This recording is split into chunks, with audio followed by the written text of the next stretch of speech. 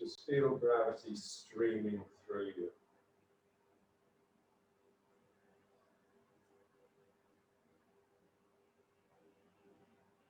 Remember, we concentrate on the sinking in order to make a connection with the ground so that the Earth's rising energy can come up through us.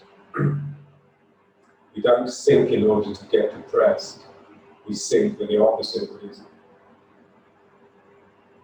So depression is normally the result of just neurotic noise in the mind, constantly telling you the same old stories. It's basically boredom depression.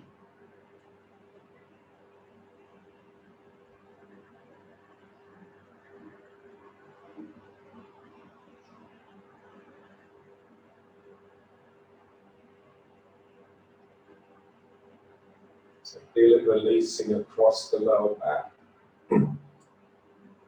gradually swelling open into the outside edges.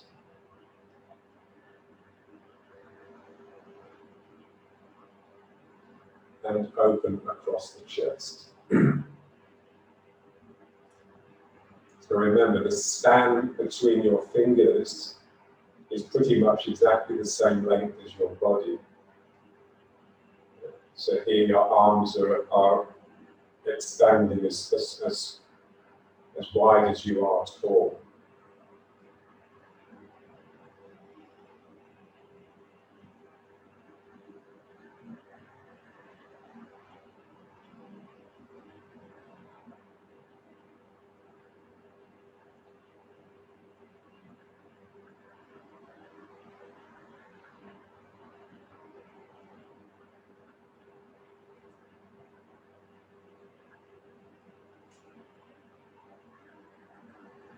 Yeah, so it just takes time to get into the legs.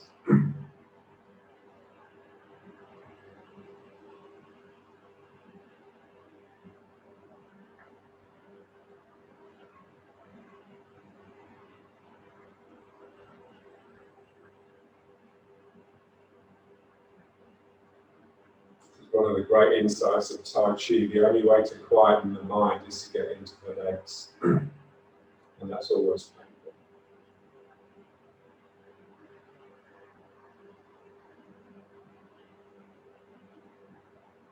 Okay, now let's just try this breathing exercise, but just do it slowly.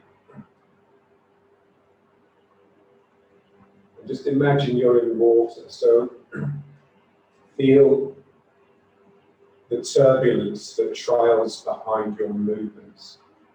So as you're bringing your hands up, there's a trail that you're leaving behind.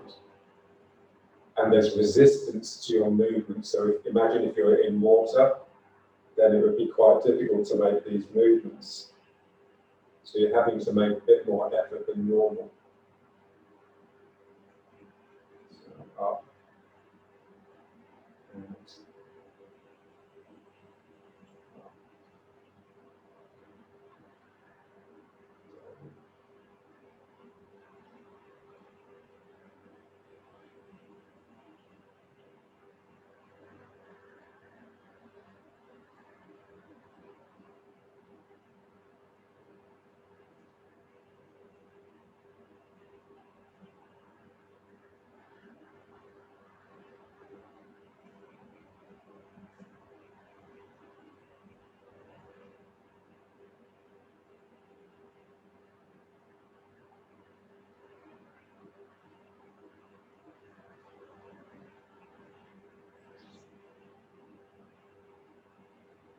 So when you get it right, there's like a lazy look to the movement. You just can't go quickly. Exactly the way there would be if you were in water. So here, oh, it's really difficult to get these arms up. And then here.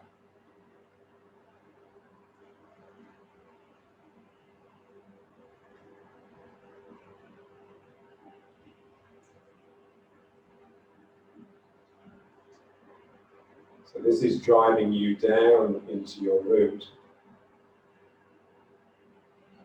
as is this.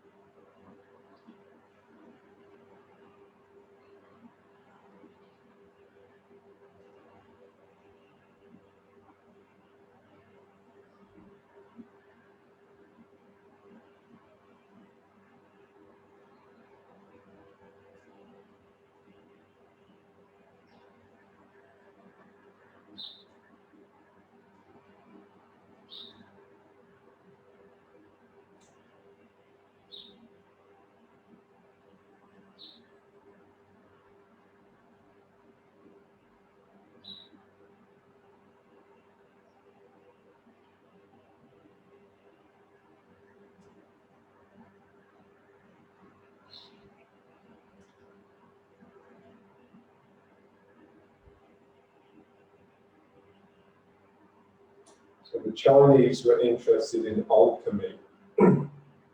So in the West, alchemy was turning base metals into gold. But for the Chinese, aren't so stupid. So for them, alchemy was transforming lower energy into a higher energy.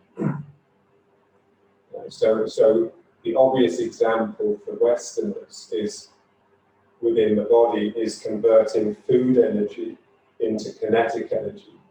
So using the food that you've eaten to burn and produce movement. So this is what happens when you see people jogging in the park and doing their exercises. And so they're converting food into movement. So that would be, for the Chinese, that would be a very coarse transformation.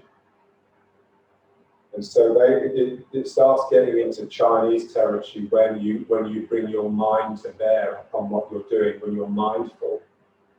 So when the movement becomes mindful, so when your mind is following the movement, then what the Chinese say is that some of that kinetic energy becomes transformed into qi.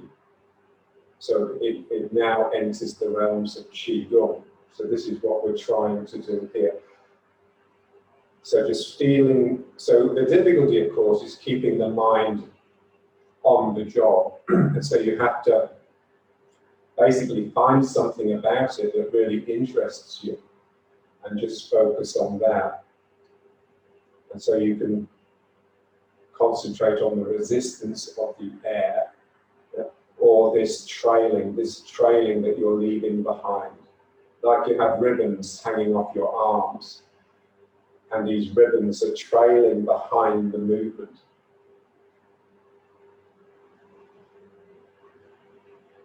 So this is where the imagination comes in. Yeah. So it doesn't matter what you do with the arms, really. They're just coming up and down. Yeah.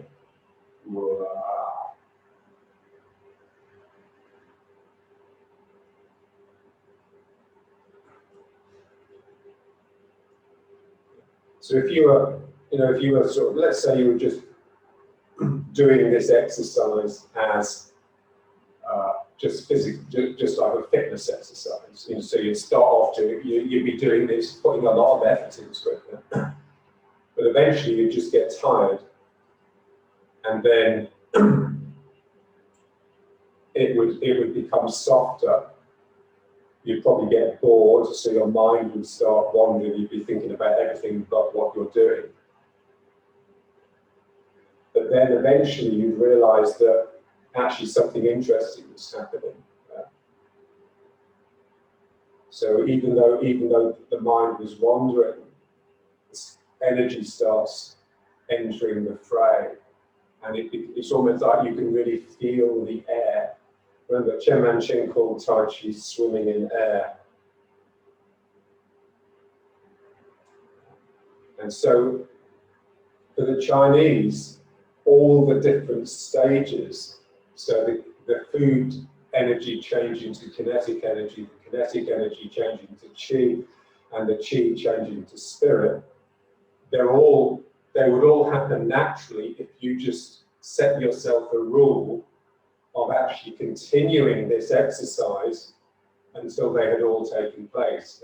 So just keeping going.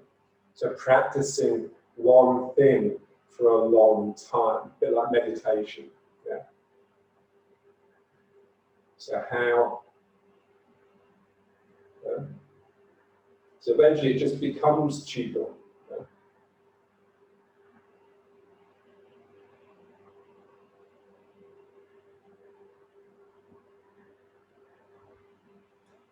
And then how does it get to the next level, which is the level of spirit? Yeah.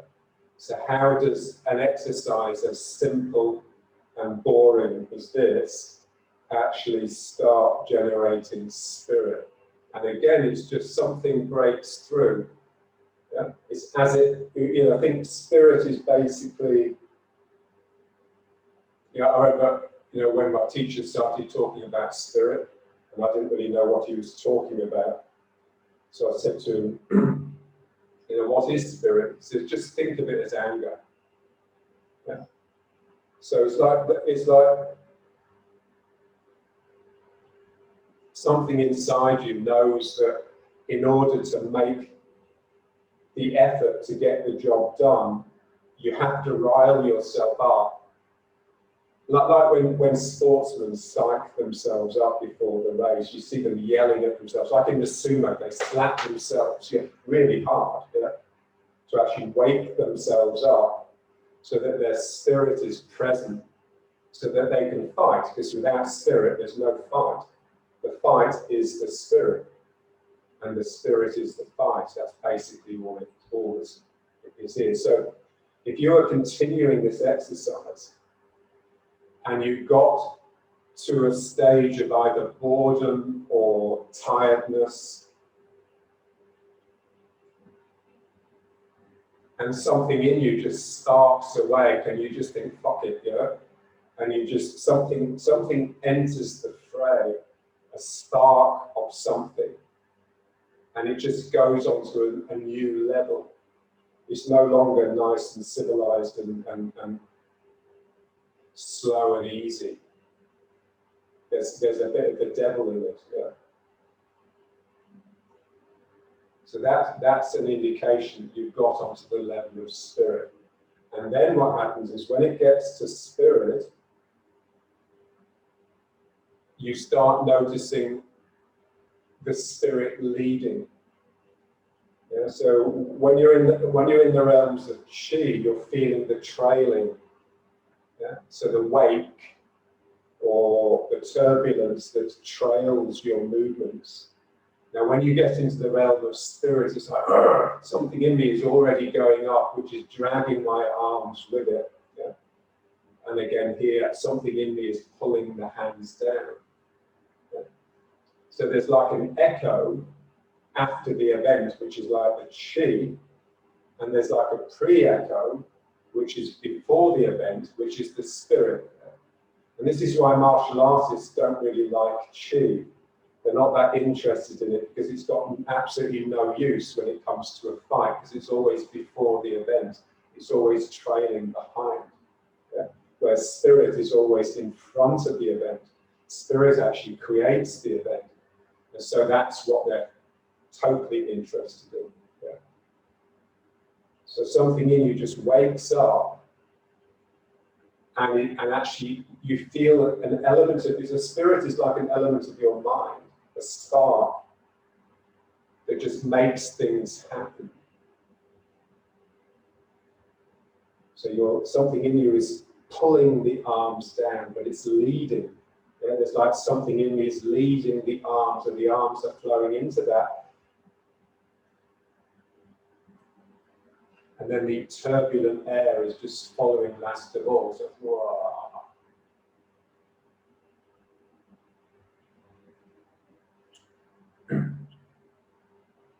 So the more you rouse yourself, the more you rile yourself. Let's go back to this one. So the more spirit there is,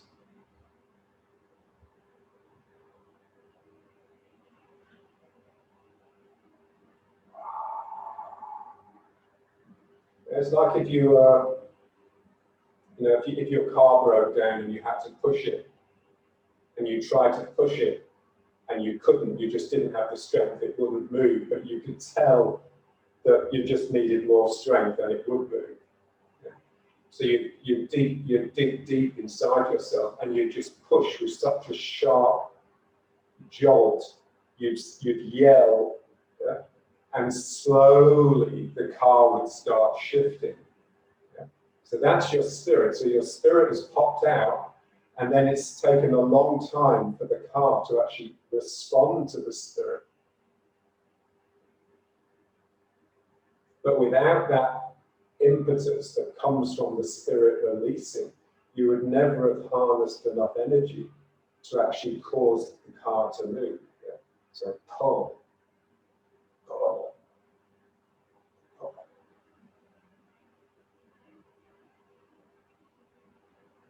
So if you wanted to get into spirit, then either join a boxing club or join a weight training gym, because those guys have the best spirit in the world. And then you'll understand what spirit is.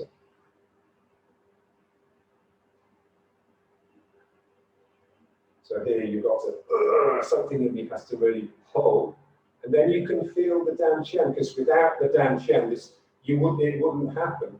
Unless you really tighten here, you can't do anything. Yeah? So that's always the first thing. So the Dan Chen is tight in order to allow this movement.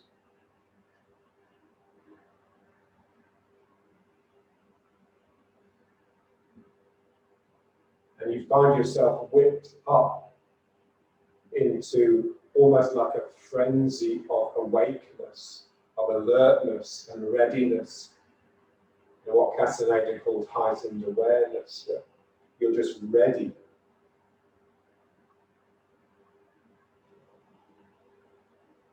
So you're ready for the fight.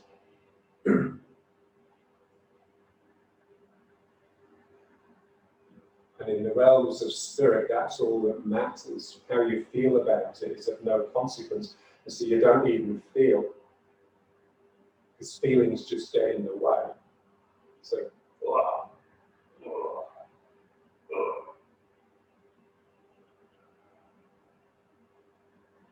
so it's a bit like shadow boxing. You know, they call that's one of the names that got for Tai Chi is shadow boxing.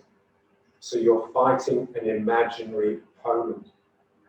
You're fighting imaginary resistance in order to rouse the fight in you.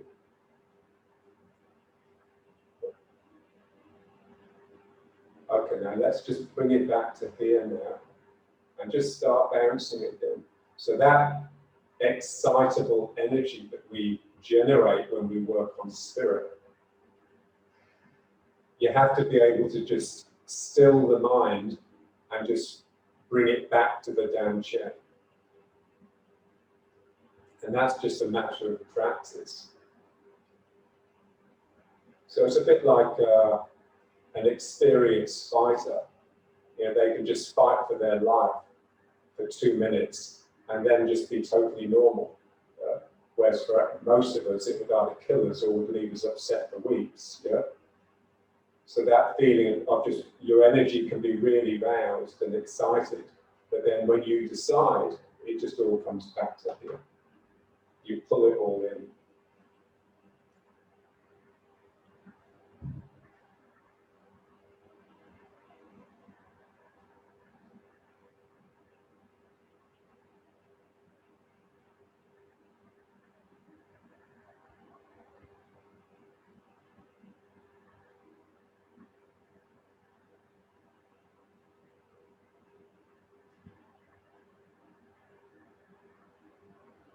Okay, now let's just tap the belly. So we're just trying to find a better tension than the one the mind installs.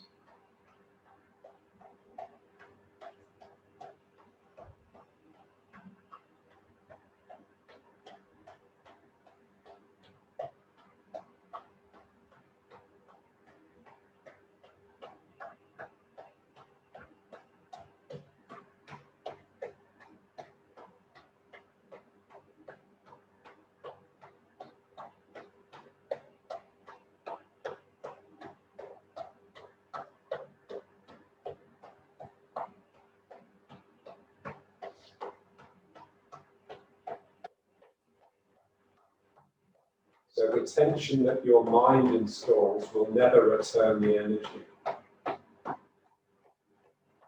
So in order for the tension to return the energy, it just needs to be bouncy, springy, and elastic. And you can't really produce that with the mind, or it's difficult. Yeah?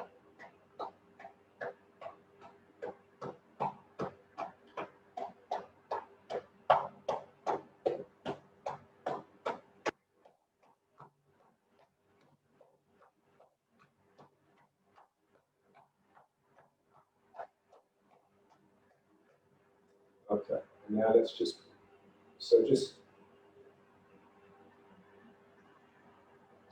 tightening the belly. and then tightening the back.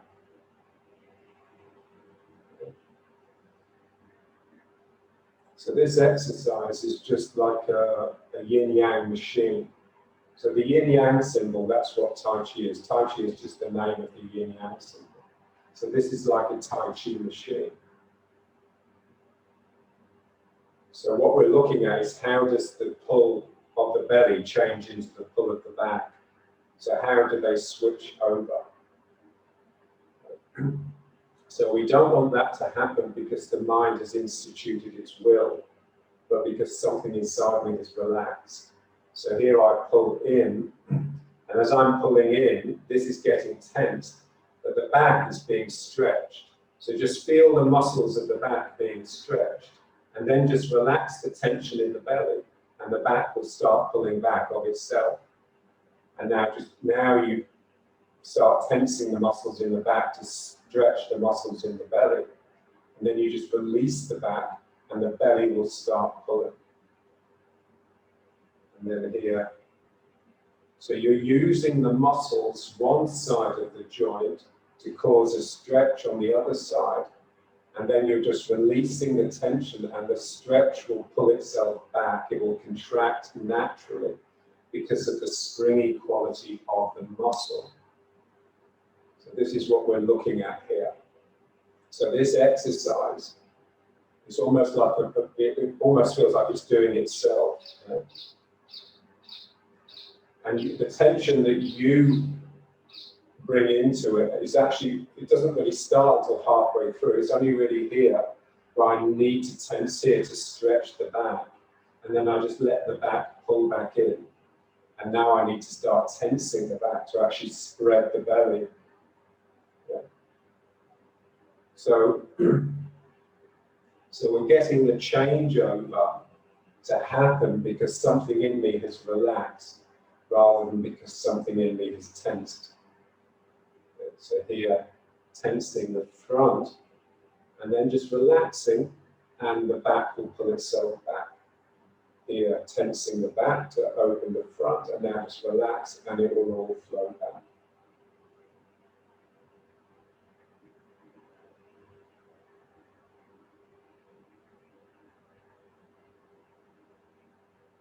So this is, this sort of exercise, it just requires a mind that can focus and can look and listen and learn. And so, we're at the stage now where it's not enough just to go through the motions. We have to actually bring some quality to the work that we do. And that means bringing the mind to bear. A quiet mind, an inquisitive quiet mind, and allowing spirit to start rumbling up and entering the situation.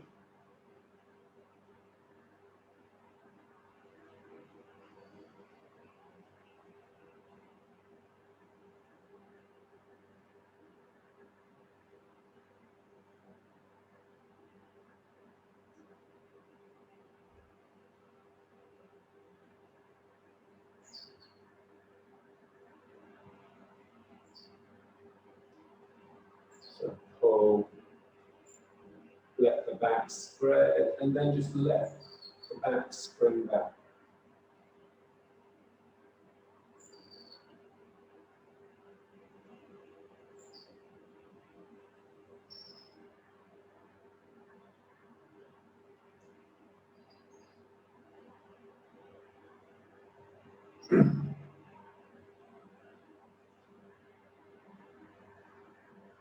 So basically you're using the muscles a bit like catapults. So here I'm stretching the muscle and then I just let it go and it will spring back and something will fire out. Yeah? So the problem with using the body in a willful, tense, forceful way is that energy doesn't get released from the body. The body just becomes like a battering ram. So you're just banging things with your body. So the whole idea of Tai Chi is that you release energy from the body rather than just hit things with your body. So here there's a feeling that something is being released, and then it stretches back, it pulls back from the stretch, and something is released.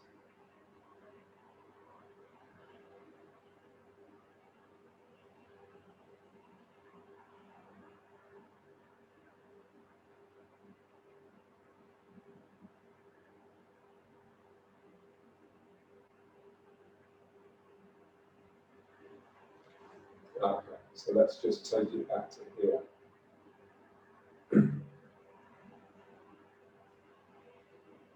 Yeah, so this is riding horse. So what we're looking for all the time is just a balance, yeah. So central equilibrium, which is just a stillness that is produced by a balance of opposites, rather than the stillness that is produced by freezing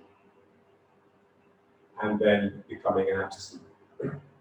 So here you want to feel gravity pulling you down, and then a thrust. You can either think of it as the legs just thrusting, yeah, so that my legs are straightening, but they are being bent by my weight. So this is what it says in the classics, yeah. So the limbs are straightening. The limbs are wanting to straighten, but they're actually bending. So the weight of me is actually bending my legs. But within that, the legs are actually trying to straighten.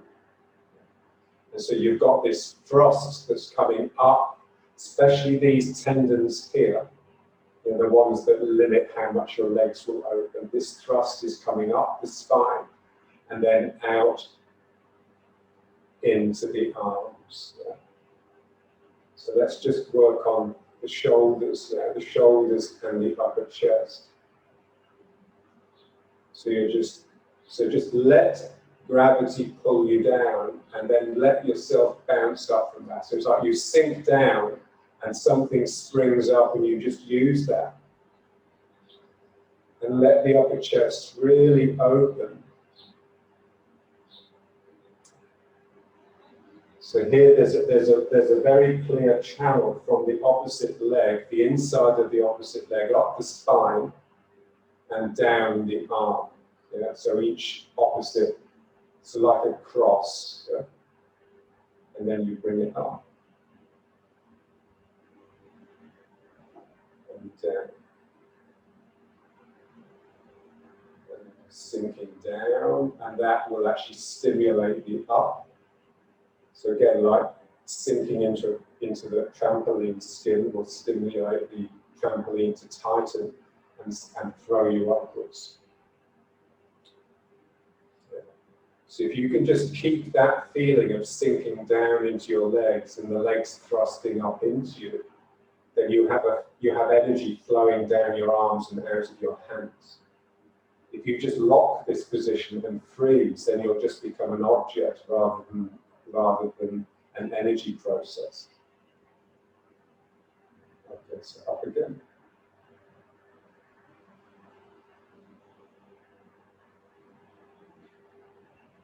So just feel the gravity pulling you down. Feel your legs straightening and thrusting up through you. And just go with that.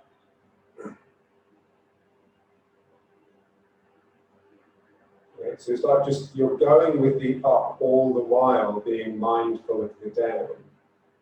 This is what's difficult, is to have the mind with both directions. But that's absolutely necessary if we want to become Taoists, if we want to practice Tai Chi. Because without that, it's not Tai Chi, it's just choreographed movement.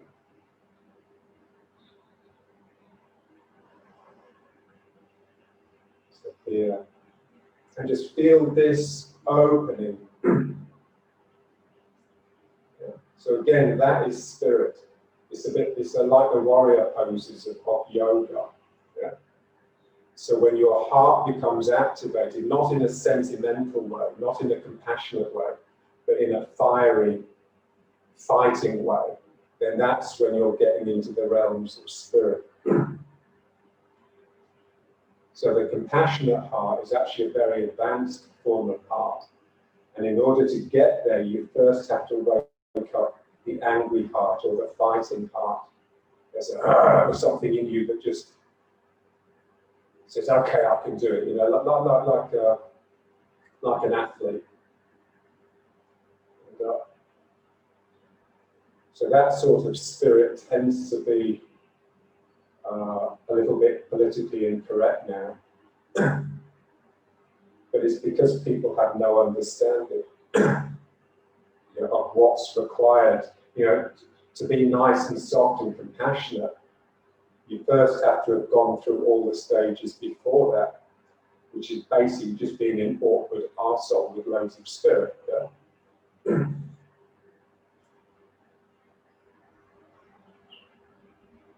So this is just opening up.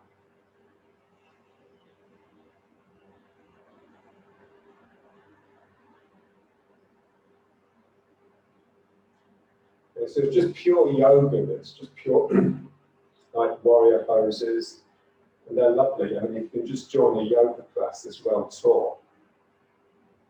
It's probably be much better for you than a Tai Chi class. Okay. So now let's just hold it. So keep the arms up. So there's like a straight line through the arms.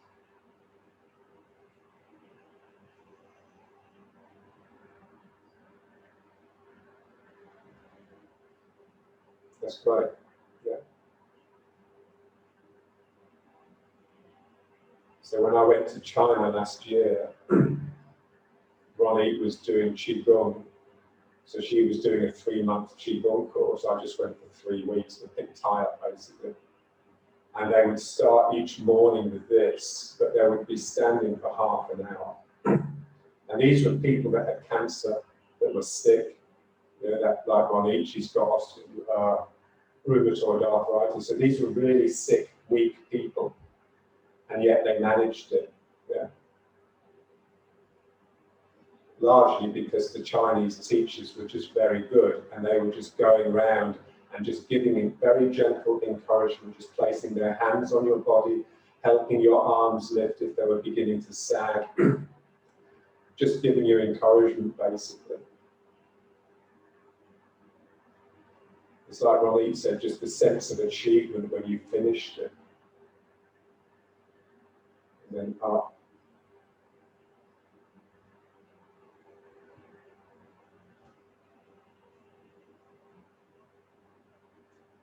Down. So here, feel your upward thrust driving you down. And now let's just turn this a little bit. So just slowly. So 1, 2, 1, 2. So again, just feeling the thrust.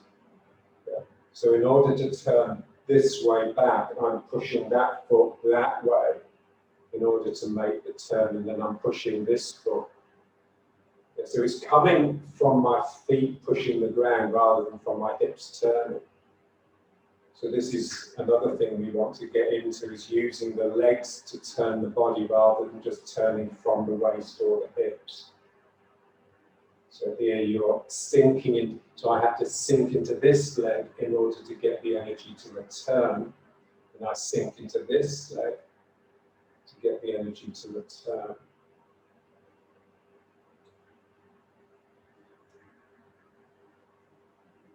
This stuff, it's actually really difficult. I mean, when I work with, I've got a local student here who I see 2 or 3 times a week.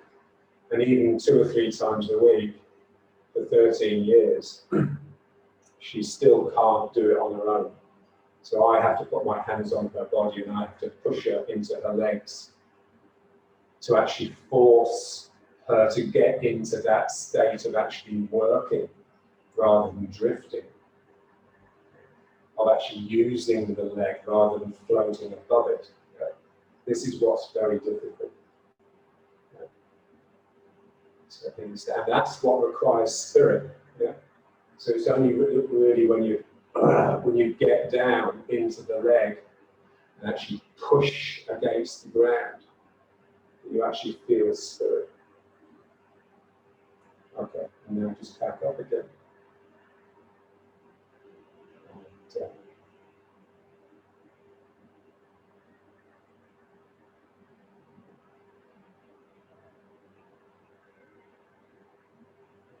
Now just bringing the feet in.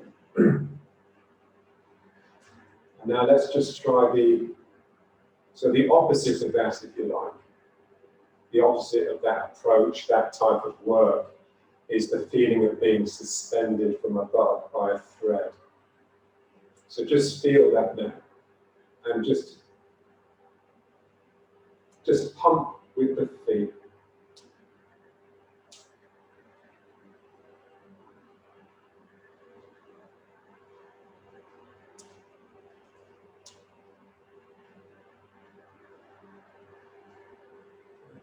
So it's like you're just coming off the heel in order to send a ripple of energy up the body.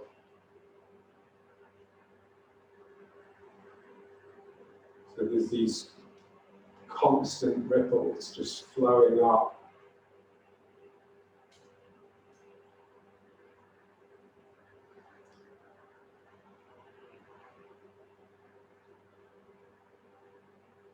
So just, you want to be able to use your own body as though it's just an implement, as though it's just a tool, or as though it's someone else's body. Yeah?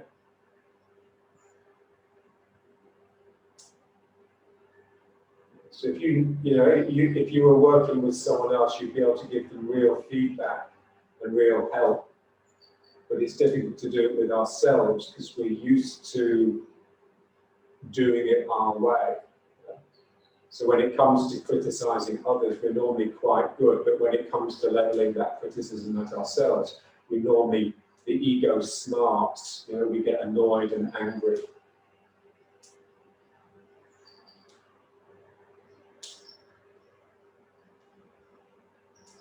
So we just want some inner clarity. So that this energy can just flow with ease through this loose body.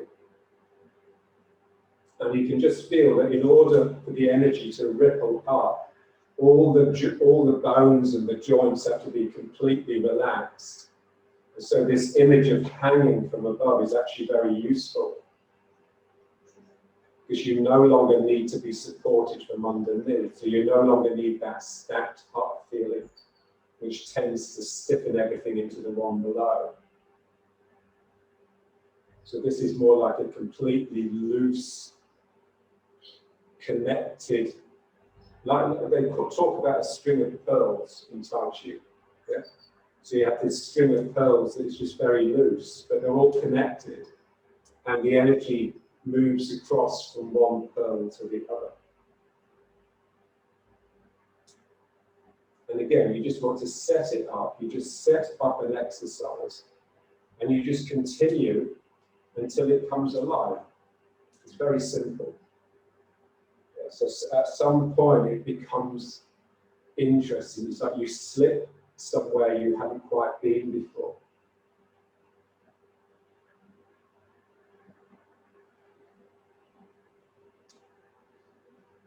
And you feel it in the eyes. So when the spirit comes up, you feel it in the eyes. So it's interesting, when my teacher used to talk about exercising the eyebrows. Yeah.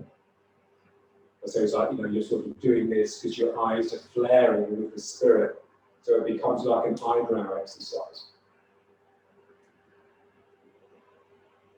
And then you can feel that what blunts this, what makes this instrument blunt, and is the fact that you're earthing yourself with the heel.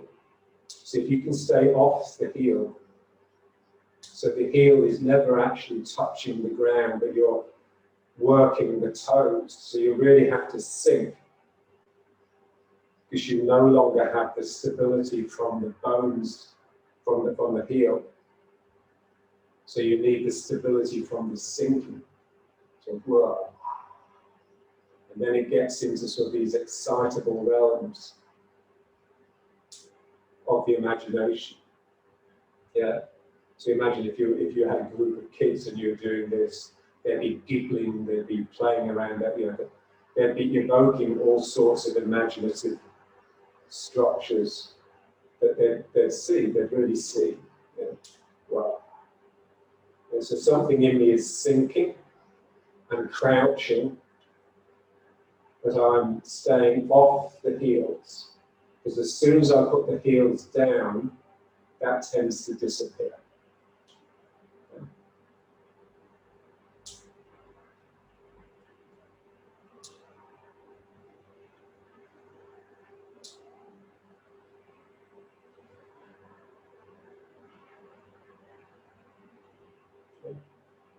So it's a bit like a dog, a dog or a cat. When their feet, they don't have a heel. So their heel is halfway up their leg. Yeah? So they're always on their toes. So they have a delicacy to their movements. So when you're off the heels, then you're wanting to fall onto 4 feet all the time. So it's rousing that animal in you. But it's not a dumb. It's not what, when we talk about animals, we talk about them as somehow inferior to humans. It's like they have these qualities which aren't quite as refined as ours. But for me, it's the opposite. Yeah? They have spirit. They have spirit and they have naturalness, which we will never have.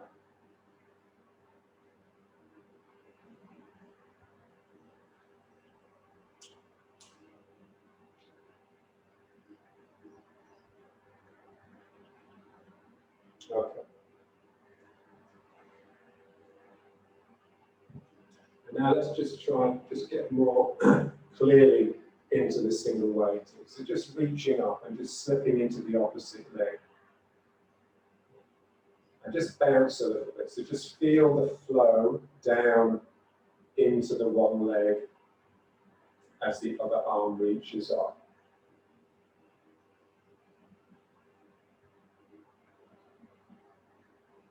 So here, the side of the body that where the weight is heavy and sinking. And then the energy slips. It comes up the same leg, obviously, but it slips into the other side. So this side of my body is very light and capable of instant movement. Whereas this side of my body is just planted and it can't really do very much other than be a supply of energy. And then I'll slip down this side and reach up here. Just feel yourself just settling down into the one leg. So when you're sinking only in one leg, it's a lot more difficult than sinking into two, obviously, because you've got all your weight in the one leg. And also it's less stable.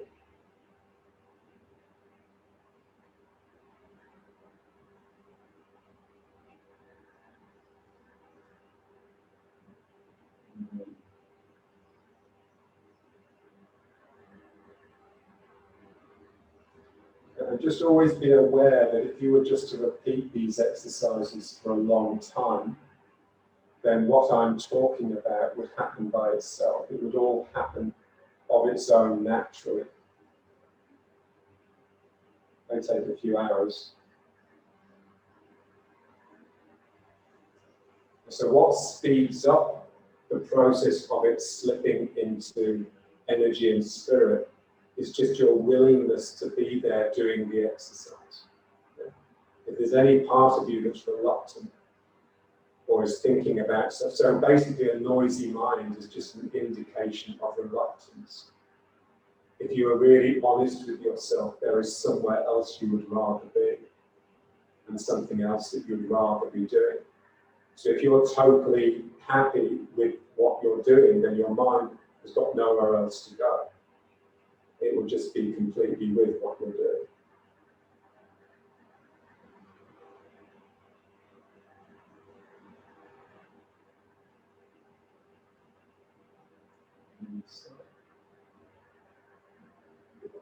So just relax into the leg.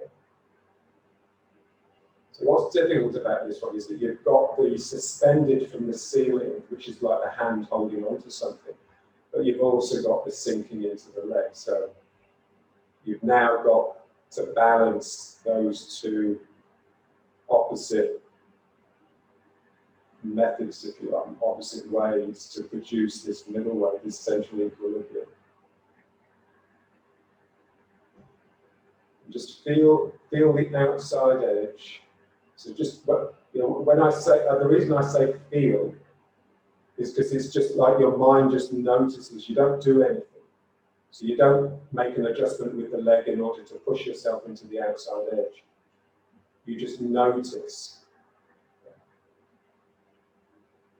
And if it's not there, it doesn't matter, because simply by having that, we're very impressionable. So simply by having that idea in your head, it will slowly start being produced in your body.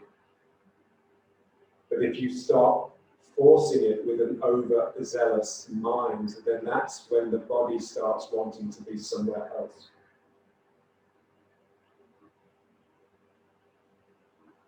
So I'm just looking at the thought.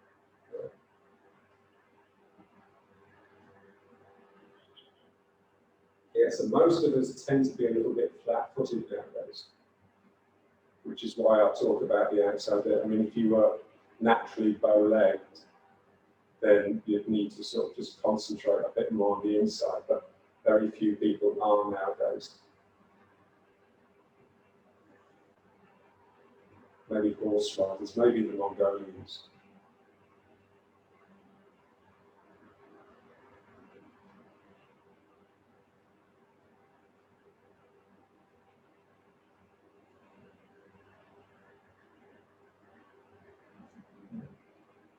And then just notice your, where's your sacrum? Is it on the line that's coming up through, or is it pulled back? So if the sacrum is actually on the line, then the energy will tend to want to go up by itself. So what stops the energy coming up the body, even though you're sinking nicely, is the bum being stuck out generally.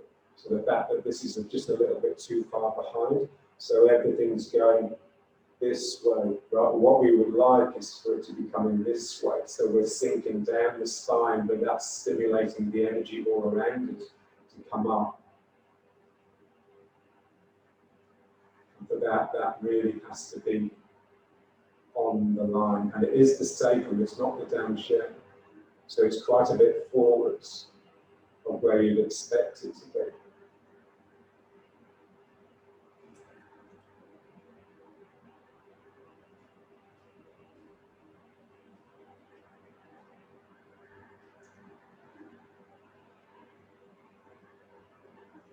And then one more this side. And just relax down, but let this slip forward.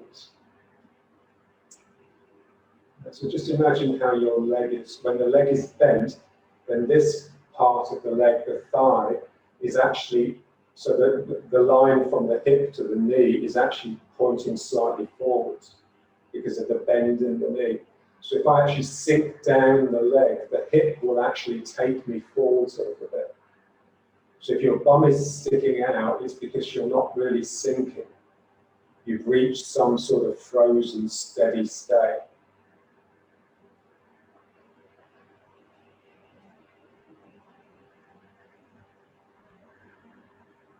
And so when you've got the right posture, you're very much the center of the universe. You're the middle of your world. You're the middle of the room. Everything in the room refers to your position and your spirit. And in order to be like that, you can't observe the things in your room. In order to look at them, I have to pull this back. So when I'm sinking down into my leg properly, which means coming forwards a little bit, then you're just aware of things very differently.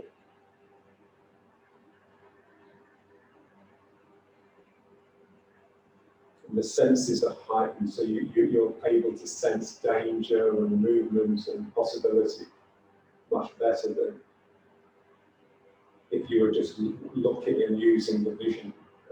Okay. So now let's just sink into one leg and just pull the knee up and just pull it in towards you a little bit. So what we're trying to do here is to just get a little bit of flexion in the lower back. So by pulling the knee in towards you, it's like you're pulling your tail under and stretching the lower back very slightly. So just be careful with it and start off gently. So don't pull too hard too soon. So just get it and just move around in your hips a little bit. So you're just pulling in, you're trying to pull your knee towards this shoulder, but gently. And you're then feeling what's happening in your very, very lower back, your sacrum, your tailbone, and maybe the vertebra above that. Yeah. So you think of the sacrum as 5 small vertebrae that have sort of fused together.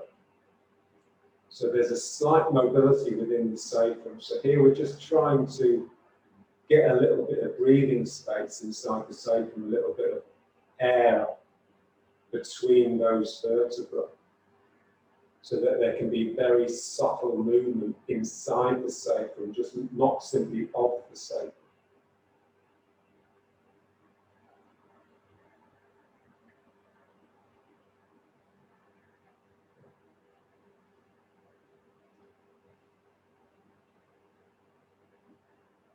Now, if you decide you want to pull the knee up a little higher, then just use the mind, just scan the joints and decide, okay, which ones need to relax in order to allow this knee up.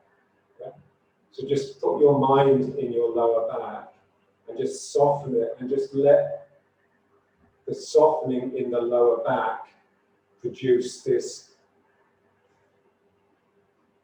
upward drift of the knee.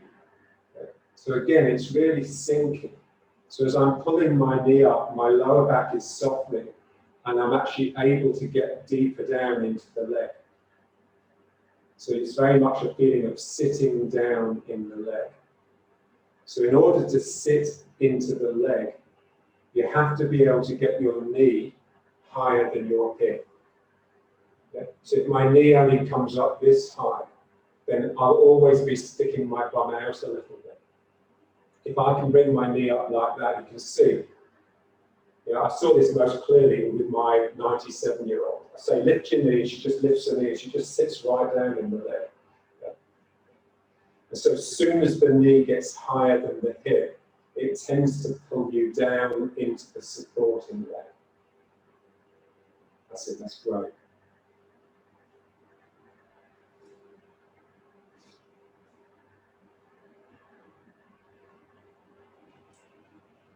And then you feel yourself unified. It's like you've bundled yourself up into a ball for your upper body. So you're like this ball, like your spine. You could touch your knee with your head or your lips. So you become a curled up shape. And that rouses the spirit. Yeah? So what spirit loves simplicity. Yeah? It doesn't like complication. So complication tends to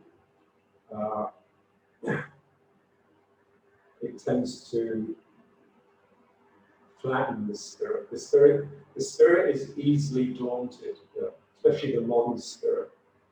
You get someone, you know, it's like modern enthusiasms tend to be short-lived. Yeah? The road to hell is paved with good intentions. Yeah? So people, oh yeah, I want to do this. And, you know, I'd like to start playing the guitar, and then after a week, oh, my fingers hurt, and that's it, you know. So people tend not to have the ability to follow through, and that's just weak spirit. That is largely because of distractions. Because, you know, you're always taught nowadays there's always a second chance. And that's the death of spirit.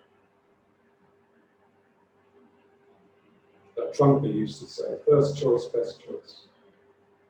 Never change your mind.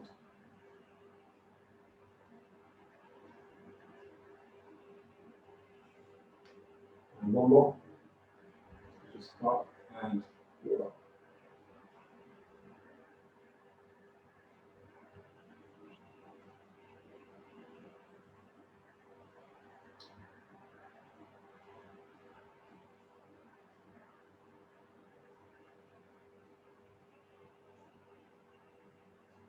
And then one more this time.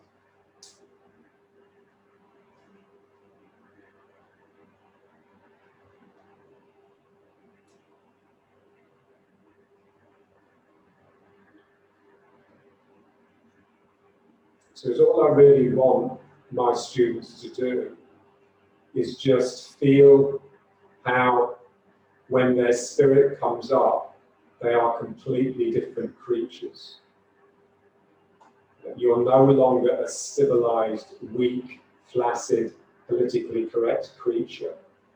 You've got real danger. You've got the ability to face danger, but also the ability to create it. Yeah. Okay. So now let's just bouncing very gently. Just feel, when we come back to this, it's just a port of call, really. We're just trying to feel how does it feel different.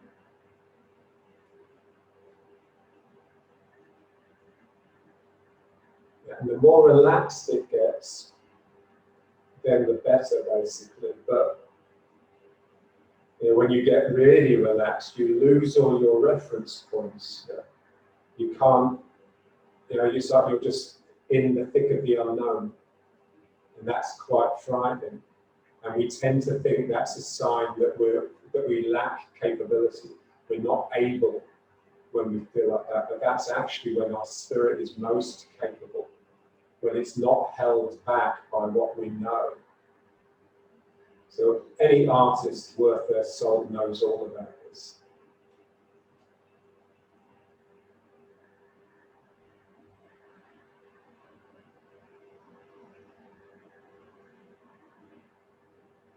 Okay, now let's just try a little bit of, I'm not sure what it is, but we'll try it. So just 5 minutes or so. So just sitting down, take a bit of weight off the legs. Yeah. Remember, John, my teacher, told me about the first time he met his teacher.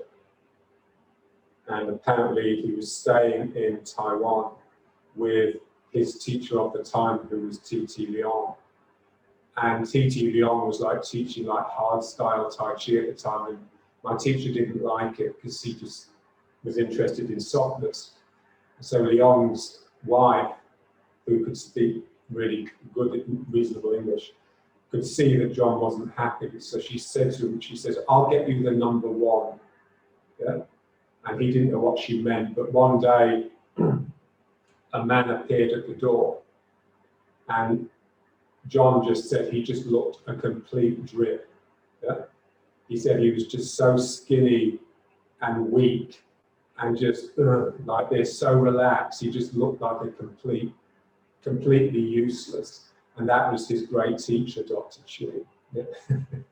So appearances are deceptive. Yeah? And apparently Dr. Chi introduced himself and said, "There's a Kung Fu contest down the road on Thursday. I'll come and pick you up and we can go together, and then we can chat and we can see if we can do some work together." So when it came to the Thursday, John just turned all the lights off and hid because he didn't want to go, because he realized this teacher just wasn't up to much. So there was this ringing at the doorbell, so he was hiding, pretending he wasn't in. And then then the doorbell stopped ringing, so he assumed Dr. Chi had gone. And then the telephone rang, so he answered it because he thought it was for Leong or Mrs. Chi, Mrs. Leong. And it was him. He'd gone across the road and just phoned up. Yeah? And he says, I'm taking it. And so John had to go. And he said, the Kung Fu was just so boring and bad. At one point, Dr. Chi just looked at him and says, do you want to go? He says, yeah. So they went back to Dr. Chi's place. And then Dr. Chi just said to him, would you like to push me? Yeah, so in Tai Chi, they do this thing called pushing hands, where you just push the other person and they try to yield. They try to get out of the way and not fall over. So John was repeatedly pushing Dr. Chi and was basically just falling all the time because Dr. Chi was yielding so well. And he was beginning, because when you yield well, you get out of the way, but you keep close to the person. So what they say is, when you yield well, it feels to the other person who's attacking like you're getting a long way away, but then they realize they're on top of you. Yeah. And so this is what Dr. Chi was like. He was yielding so effectively, John literally couldn't put his hands on him, but he was actually on top of it. And then Dr. Chi said to John, okay, now it's my turn. And apparently he just put his thumb on John's chest and he couldn't move, yeah, because he just caught his root. He said he could have moved, but he would have fallen over. Yeah. So that's when he realized he'd met someone that had what the classics promise, the magic. Yeah. Okay, so now just feel like the drip, yeah, like you're sweaty, your clothes are wet, or like you just come in out of the rain and everything's hanging off you. Yeah. So you're being driven down into the chair by gravity and your own sinking, and the chair is thrusting up through you strongly. So you never want this to happen. If this happens, then it's just an indication that your posture's breaking, and the sinking is actually corrupting your posture. So you want a strong posture, and then the sinking will actually drive the energy up. So this is a good posture. Now the problem with Tai Chi is that when we have ward off, when we have the arms in front of us, it tends to make this happen. And this is why I spend so much time nowadays with my students just working on this, yeah, to make sure that they get this openness across here. So this basically a yoga posture, which is the shoulder blades rolling back and dropping down the back and the chest thrusting up. Yeah? And then they can just put this on top. Yeah? And then you can have your arms out inviting a hug without this actually dropping down. Yeah? Okay, now we just do a little exercise now just to feel the 3 centers. Yeah? So, in China, the martial artists tend to poo-poo Qigong. They don't really like Qi. And so, but of course, my teacher, was very interested in any energy. And apparently, he spoke to Dr. Chi once, and Dr. Chi says, he was very excited. He says, I found a Qigong that has no Qi. So this was, so he was really delighted. Yeah. So basically, it's like, you don't need to become interested in the flows of Qi around the body. You just need to become intimate with the centers and what they represent, what they contribute. So, okay, so just bring the hands in and just rub the hands together. Okay, so just, first of all, get into this position. That's it. So a straight line down your forearms. Yeah. Okay, now just turn it out. That's it. And just bring it forwards a little bit. And now just start rubbing. So don't let the elbow, keep the elbows out, but keep the shoulders down. That's it. So something as simple as just rubbing your hands together can be an energy exercise if you do it mindfully, trying to keep a good posture of relaxation in the shoulders. Yeah. And now just bring the hands onto the belly and just feel the danjian.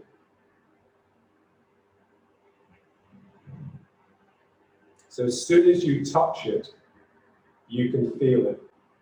And this is why the other person is so important, because you feel it even better if they touch it.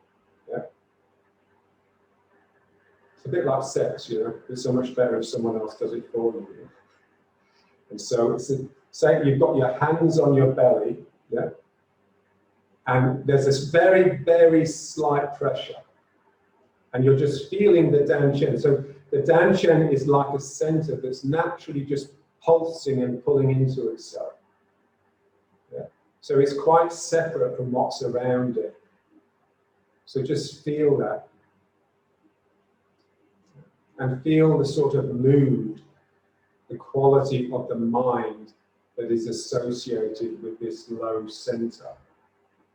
So it's quite detached and you know, cool and collected. Yeah.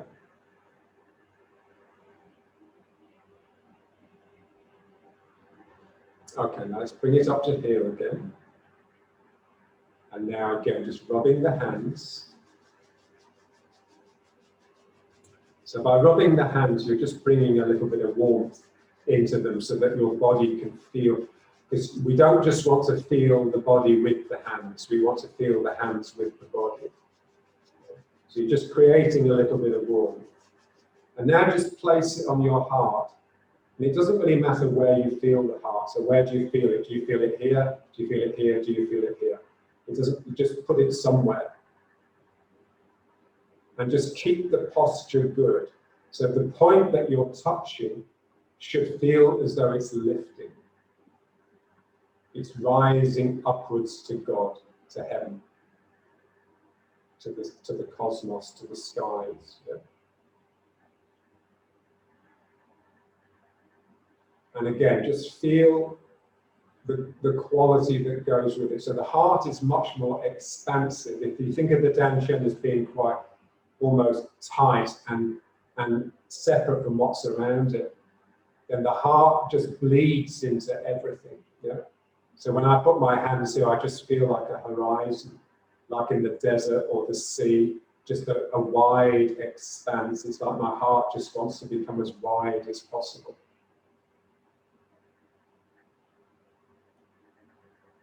And then just try and be aware of the dantian underneath it. Yeah? So what enables your heart to be the heart, to have the qualities of the heart, this expansive, compassionate, open, is those opposite qualities in the belly beneath it, is the fact that it is actually supported by its opposite. Yeah? Okay, now let's try rubbing the hands again.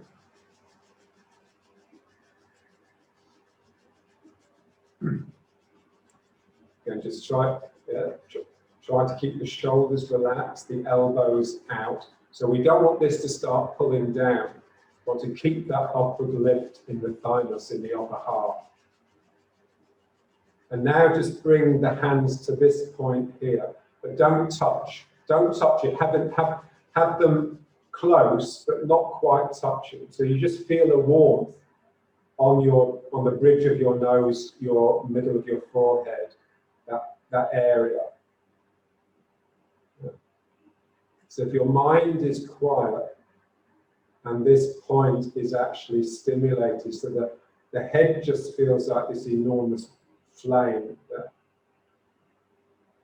The head is just, it's like like that Olympic torch of the flame flaring off this thing that the guy's holding, or the Statue of Liberty. It's like a beacon. It's like, and if it was really flaming, then everyone would see it. And now just bring the hands around to your temples. So it's like now, so these points here, the sides of the parts where the bone is quite thin, you have to be careful. In English, that's called the temple. And no one knows why. No one knows why that was dubbed the temple. But there's obvious spiritual significance to it because you can feel it. So there's like real passage into the head from those thin points.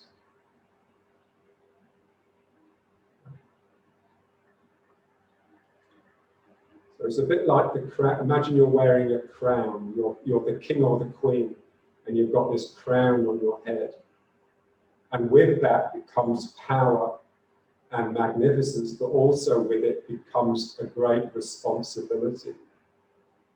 So you now have a responsibility to present yourself as a symbol of nobility. It's no longer enough to be a simple human being. You now have what I call symbolic function. You represent something. So this, of course, is what a teacher needs. Because you have to represent something to your students. It's not enough just for your students to follow the dictates of a human being. So this is why the teaching, it's the teaching really that manifest. So it's almost like there's these flames licking up from your head. And now just keep that, and now just rub them once more.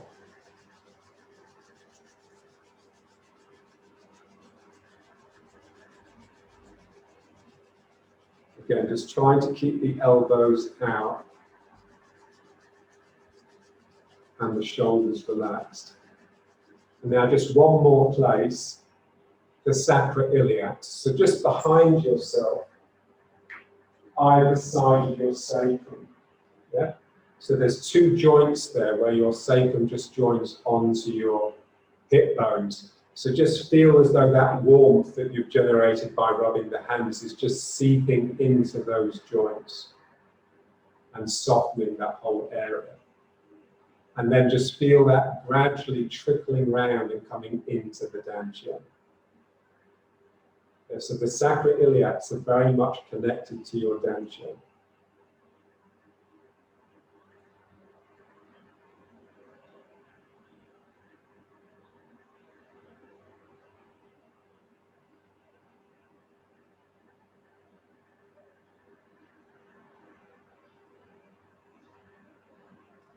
That's great. So you just become imbued with the mood of these places. Everything has a mood, and we just want to catch it. So we don't want our own moods, our good moods or our bad moods, to sort of get in the way of investigating the moods of other things. So we have to be clear and empty so that we can fill with what's there.